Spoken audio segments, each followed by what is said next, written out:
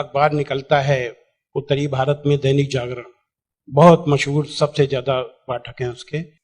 उसमें एक लेख छपा था, दंगे क्यों होते हैं।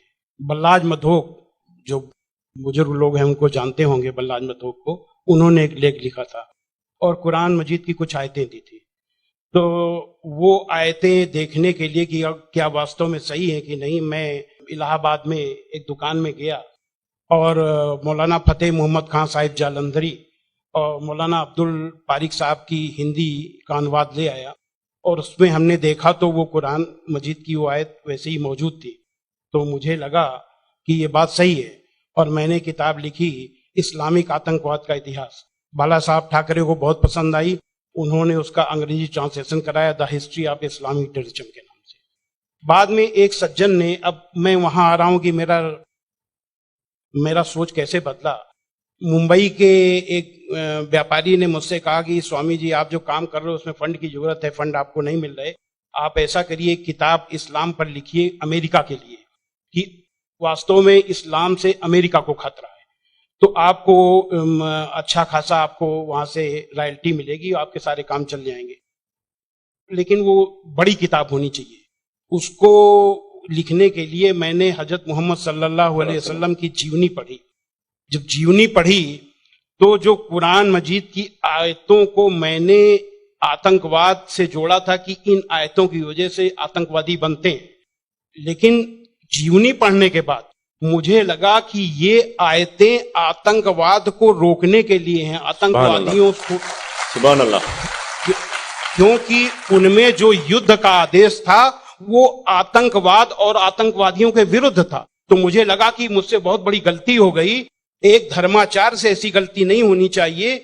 और वो गलती क्यों हुई? वो गलती का जिम्मेदार मैं नहीं था, उस गलती का जिम्मेदार अनुवाद करने वाला था, जिसने ये नहीं बताया कि आयत का मतलब कैसे समझें। किसी भी, हम यहाँ जो गैर मुस्लिम भाई होंगे उनको मैं बताऊं कि आयत का मतलब समझने के लिए जरूरी है कि आयत क्यों और किन परिस्थितियों में आई। ये जब जानेंगे तभी सही अर्थ मालूम होगा। तो ये जानने के बाद मैंने एक दूसरी किताब लिखी, इस्लाम आतंक या आदर्श, यानी इस्लाम में आतंक नहीं, आदर्श ही आदर्श है। और इसका हम दूसरा उदाहरण और हम दे रहे हैं क्योंकि हमने एक दूसरी किताब भी लिखी है।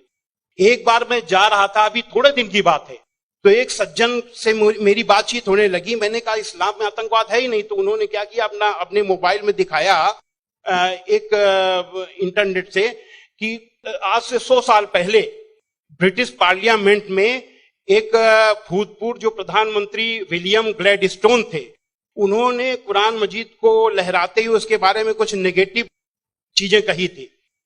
तो मुझे बिल्कुल अपनी बात याद आ गई कि जैसे मैंने गलत समझा वैसे विलियम ग्लैडस्टोन ने भी गलत समझा, और उसके जिम्मेदार वो नहीं, अनुवाद करने वाले थे, क्योंकि उन्होंने सही अनुवाद उसको सही ढंग से एक्सप्लेन क्यों नहीं किया। तो मुझे लगा कि अब इस पर भी एक किताब लिखने की जरूरत है। तो मैंने एक दूसरी किताब लिखी है, कुरान जीने की कला। वो अंग्रेजी हिंदी में है, वो छप चुकी है जामिया नगर में, जो जमात इस्लामी के मरकज से छपी है। अंग्रेजी में इस्लाम एंड आर्ट ऑफ लिविंग के नाम से अंग्रेजी में भी छपेगी।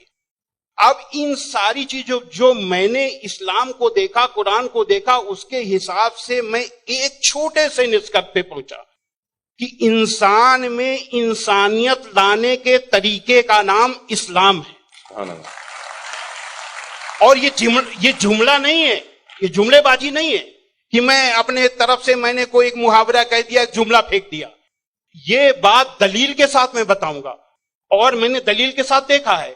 ये इंसानियत के दुश्मन है, काम, क्रोध, मद, लोभ, मोह, ये दुश्मन है। और कुरान मजीद में इन सब के लिए बहुत ही बड़ी बुराई बताया गया है और रोक लगाई गई है। पहले एक चीज हम काम को ले लेते हैं। काम यानी कि किसी भी महिला को, किसी भी औरत को अपनी बीबी को छोड़ करके और दुनिया की जितनी महिलाएं हैं उनको अपनी मां, बहन, बेटी समझना, ये कुरान में बहुत ही सख्ती से पालन करने के लिए कहा गया है। अभी तक आप लोगों ने देखा होगा कि जो गैर मुस्लिम भाई सुने कि किसी भी मर्द को देख करके औरत को अपनी निगाहें नीची कर लेना चाहिए। लेकिन कुरान का क्या हुक्म है? कुरान के सूरा 24 आयत नंबर 30 में है, ऐ मोहम्मद मोमिनों से कह दो कि वे अपनी गैर जो भी महिलाएं हैं जो उनको देख करके अपनी निगाहें नीची रखा करें और अपनी शर्मगाहों की हिफाजत करें। यानी जब सुभान अल्लाह, मर्द जब अपनी पत्नी के सिवा किसी को देखे तो आंख न मिलाए उससे, अपनी निगाहें नीची कर ले और मर्यादा में रहे। ये पुरुष के लिए ये बनाया गया नियम, और यही नियम औरत के लिए भी, दोनों के लिए वही नियम बनाए गए। ये नहीं कि केवल औरत के लिए। मर्द कहते हैं कि इस्लाम में औरत को दबाया जाता है, लेकिन मर्द के लिए कितना सख्ती से नियम बनाया गया। तो ये काम के लिए कितनी सख्ती की गई। क्रोध, गुस्सा के लिए सबसे पहले गुस्सा का तरीका इस्लाम में इतना आसान बताया गया कि देख करके मैं सबसे ज्यादा प्रभावित हुआ। कहा जाता है अगर गुस्सा अगर किसी का रुक जाए तो वो पूरा संत बन गया, साधु बन गया। और कितना बढ़िया तरीका इस्लाम में बताया गया, कुरान में बताया गया है कि माफ कर दो, किसी के गुनाहों को माफ कर दो, और जब माफ कर दो गुस्सा खत्म। और सबसे पहले ये हुक्म दिया गया पैगंबर को। सूरा 7 आयत नंबर 199 में हुक्म आया कि ऐ मोहम्मद माफी का तरीका अपनाओ और भलाई का हुक्म देते रहो और अज्ञानियों से किनारा कर लो। सबसे पहला माफी का हुक्म अगर आया तो अपने पैगंबर के लिए आया। और ऐसे लोगों को क्या कहा गया? सूरा 3 आयत नंबर 134 में अल्लाह का हुक्म है कि जो लोग तंगी और खुशहाली की हर हालत में अच्छे से अच्छा काम करते हैं और गुस्से को रोकते हैं और लोगों के गुनाहों को माफ करते हैं, तो अल्लाह ऐसे लोगों को पसंद करता है जो ऐसे अच्छा से अच्छा काम करते हैं। हजरत मोहम्मद सल्लल्लाहु अलैहि वसल्लम पर कुरान उतरने के बाद आपके दिल में उतर गई, दिल में उतरने के बाद आपके कर्मों में उतर गई। आपके एक एक कर्म कुरान में अल्लाह के हुक्म के अनुसार हुआ करते थे। आपने पहले खुद अपने आचरण में लिया, अपने अखलाक में लिया, तब दूसरों को बताया।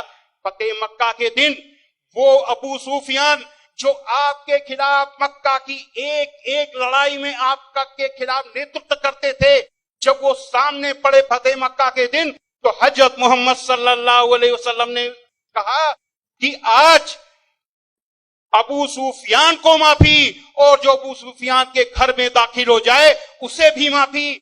आज जो अपने घर के दरवाजे बंद कर ले उसे माफी, जो मस्जिद में चला जाए उसे भी माफी।